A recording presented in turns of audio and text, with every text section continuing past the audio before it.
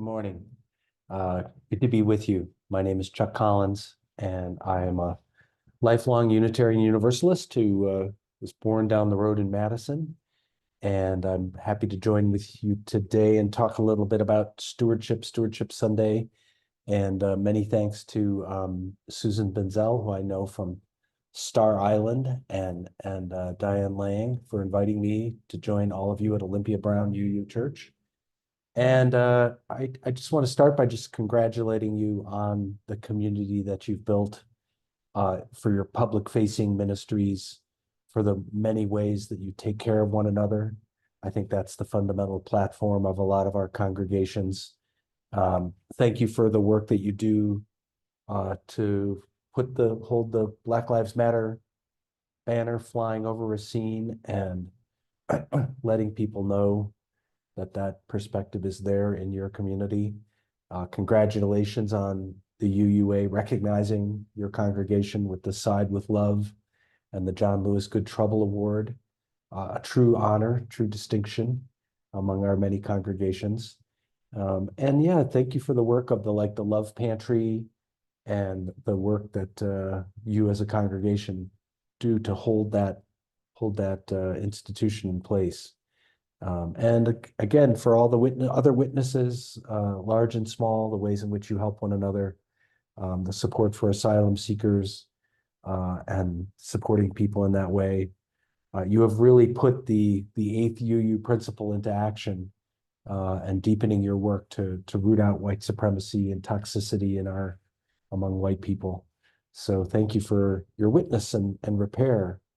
And, I think that I'm here to celebrate that with you and to lift up and encourage your work further. And, in this moment that we're in, a lot of our congregations are centers of community resilience and support for one another. And as I'll say, in many ways, so much bigger than the individual parts that each of us bring to it. And that's part of the reflection I want to offer this morning is, church as platform, church as base camp, church congregation as sort of a foundation of connectedness for all that we need as individuals, and as a community. And the power that you have in Racine and in the larger counties where you live and work. And I just want to share a little bit of my own story. As I said, I grew up in Madison. I was born in Madison. I'm the great grandson of the meat packer Oscar Mayer. And so my dad was working at the plant when I was born. And, I'm fourth generation. So my great grandfather was really the founder of the company. But that meant that I was born on third base, that grew up in a sort of wealthy, affluent family that had ownership of that company until I turned 21 in 1981. And I'm a fourth generation member of that clan. And I want to share a little bit of a parable of my own wrestling and thinking about wealth and advantage. I wrote a book a couple years ago called Born on Third Base, which is how I would describe, kind of winning the lottery at birth and the good fortune that came my way. And then when I was like 19 or 20, my father took me aside and said, at some point you're going to inherit a substantial amount of wealth. You'll have so much you won't have to work, but we hope you'll find meaningful work. And I remember just thinking, oh no, this really means I'm going to be different than all the people I know. And then it was really, I didn't, but the plan was I wasn't going to get control over the assets till I turned 26. But I started to begin to sort of question the idea of substantial inheritance. Just seemed to me like not a good idea in a democratic, self-governing society to have huge amounts of inherited wealth flowing down. And I had a job working with tenants in mobile home parks, helping organize them so they could purchase their park. And there's one park, it's actually not far from where I live today, near Brattleboro, Vermont, a little 30-unit mobile home park in Bernardston, Massachusetts. And one thing I learned early on is mobile homes are not so mobile. Once they're sort of installed in the park, they really can't easily be moved. They can be damaged. And people invest in their community and in their buildings, and they plant gardens and they build carports and they put skirts around their homes and they beautify their neighborhood. So in this little town of Bernardston, here was this mobile home park where the residents owned their homes, but they did not own the land. And the owner of the park was making noises about putting the park up for sale. And so we were working on a pretty quick timeline to try to help the residents organize, form a residents association, and purchase the park.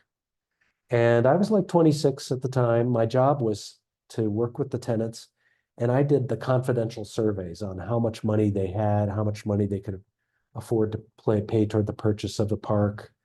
And so I sort of had this confidential information all on my little Lotus 123 Excel spreadsheet.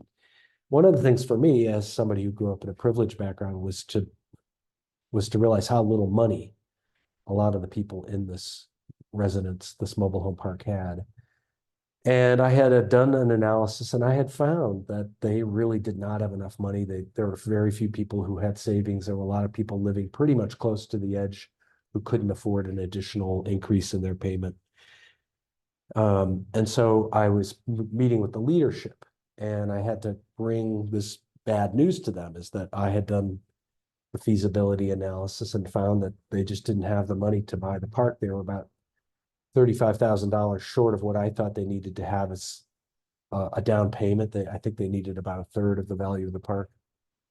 So I brought this news to the leadership, and I was in agony because not only was I going to have to break this bad news, but I also was kind of wrestling with the fact that I had just learned I had this inheritance and that I could write a check. I literally could write a check for $35,000 and wouldn't probably have any negative impact on my own life, but it would make a huge difference in this case. And I'm actually thinking I might do this. I'm thinking maybe I will personally, anonymously kind of close the gap.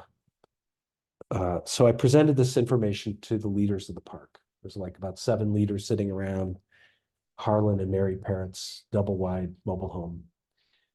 And I said, yeah, we have a $35,000 gap. I don't know what we're going to do about it.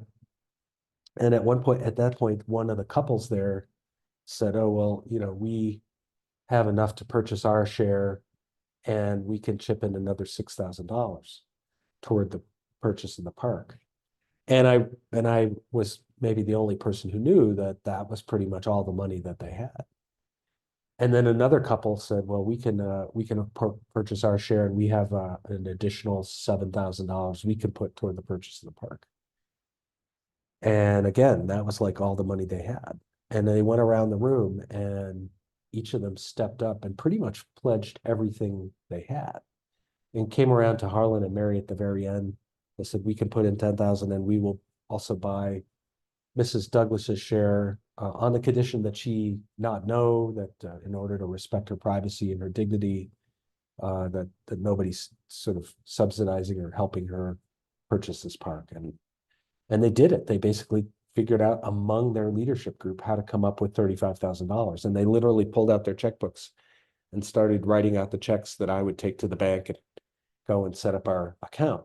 And I remember my hands just shaking, and I was so moved by the ways in which all these people kind of step forward to help one another in that moment. And they bought the park, and there was a great closing event, and all the folks came to the lawyer's office, and they were lighting cigars and celebrating and joking around. Oh, what are we going to buy next? Maybe we should buy the Pine Tree Diner. And I was kind of moved by them. And even one of the older women kind of came up to me, and I was 26 and I had terrible skin acne. Unfortunately, they probably looked like a teenager as the consultant to helping them buy their park. But they believed in me, and one woman said, you could get a job working on Wall Street. I don't know, see why you're hanging out with a bunch of old fogies like us. And I was like, well, actually, I can't think of anywhere I'd rather be.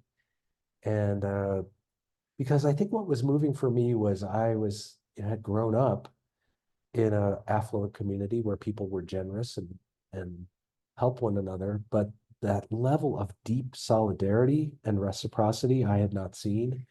And I kind of wanted what they had. I wanted to live in a community where people stepped up for each other when they needed to.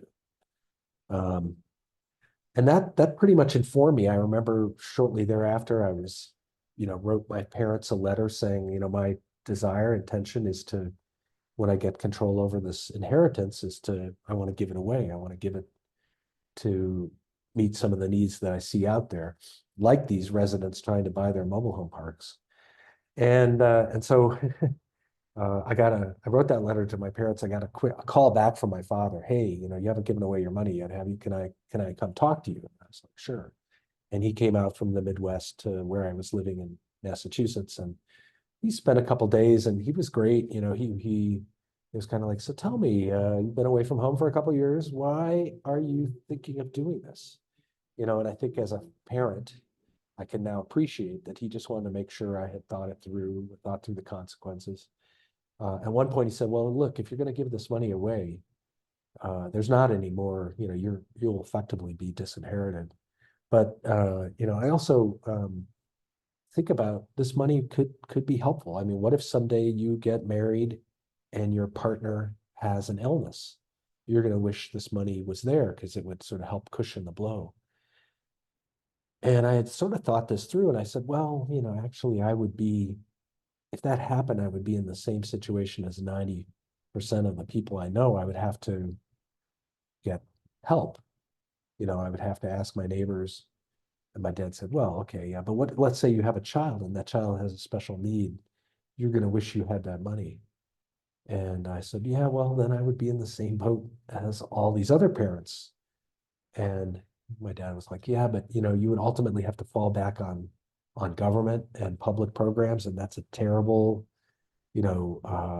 system. It's not a very good system. And I said, well, then I would have a personal stake in making that a better system because I would have a stake in for my own family.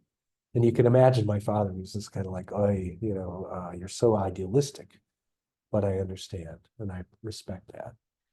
And he says, I trust that you will be okay. And so, yeah, with that sort of kind of blessing, I went down to the National Bank of Detroit. We were living in the suburbs of Detroit at the time, and I met with my trust officer and signed over the documents. And, at one point, she sort of looked at me and said, are you going to be okay? And I said, yeah, I think so. Although everybody's acting like I'm, committing some kind of rash act, I think I'm going to be fine. And she sort of, supported my decision to sign over the stock and give it to these other foundations and charities. And so that I made that decision at the age of 26 to give away this, what at the time to me was a very substantial inheritance. If I'd held on to it, I'd have multi-millions of dollars, but I'm okay. And it wasn't, a couple months went by, and my life hadn't really changed that much, but then a horrible thing happened, which is the house I was living in burned down, and I pretty much lost everything I owned. And I remember being completely disoriented, and the next day standing out there with my housemate Greg and just kind of sifting around trying to find anything that was left over, photographs, and these cars pulled up, and it was the residents of this Bernardston mobile home park that I'd worked with, and they had brought shovels and trash bags and casseroles, and they were there to help us clean up and put our lives back together. And that's where I realized, wow, I think I am going to be okay because I'm part of a community. So I offer that up as a little bit of a stewardship reflection. I'm not sure if it's directly relevant or not.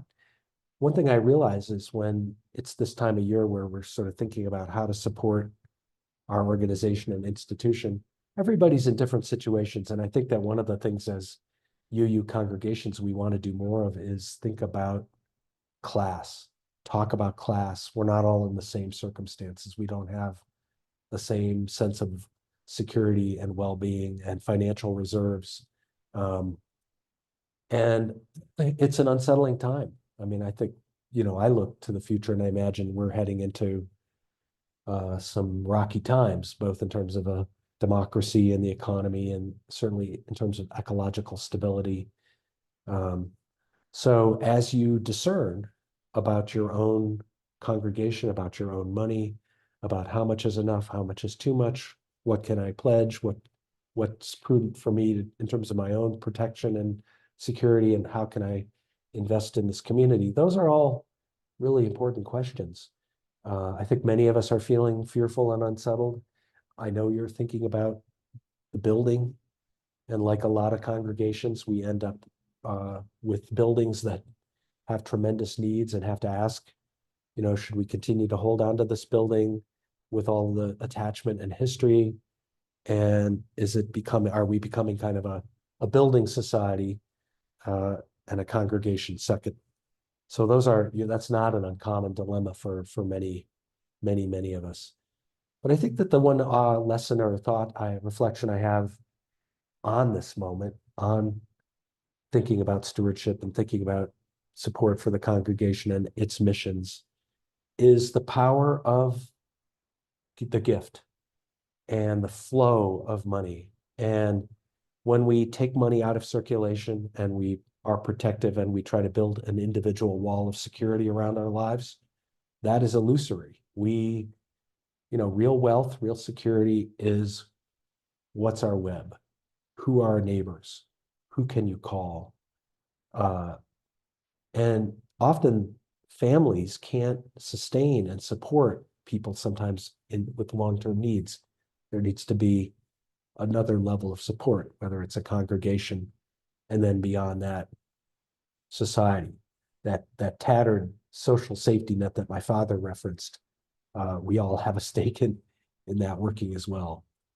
So I invite you to think about how your gift can enter that flow. Gifts of money, time, attention, accompanying one another. The circle of love, the circle of energy that we create together is maybe one of the most important things we do. And in any congregation, we're going to have our kind of, rocky moments together and struggle sometimes. But this is a time to celebrate what you've built together and what's possible. So take a look at what you have. Look around at each other.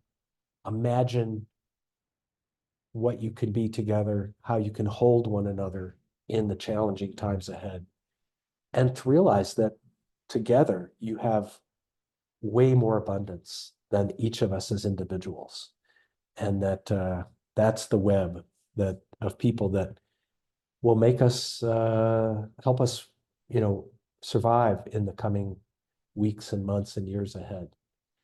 So thank you for inviting me to join you, and I hope my thoughts have been useful and stimulating to you, and I appreciate the opportunity to be with you on the Sunday morning. And thanks again for the ministry that you have and the ways in which you hold one another and the community in this time. Blessings to you.